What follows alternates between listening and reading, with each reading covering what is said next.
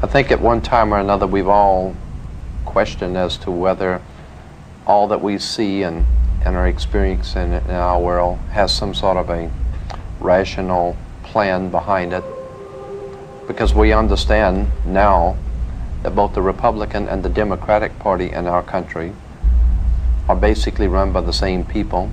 The same money finances both sides. We now know, of course, through the work of many historians who have spent their life working on research to show us that both sides of world conflicts have always been financed by the same people. And as I've said before, there seems to be a method to the madness going on in the world. We know, of course, that we cannot depend on our leaders. Our leaders are misleaders. There is a science that they're following. They have their own agenda, and it doesn't include you. What your government pays for, it gets. If you are paid to do something for the government, they will extract from you exactly what they have paid for.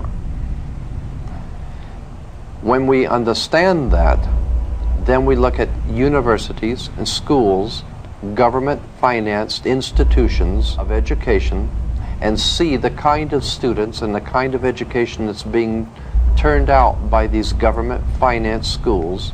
Logic will tell you that if what is being turned out in those schools was not in accord with what the state and the federal government wanted, then it would change it. The bottom line is that the government is getting what they have ordered. They're getting what they have paid for. They do not want your children to be educated. They do not want you to think too much.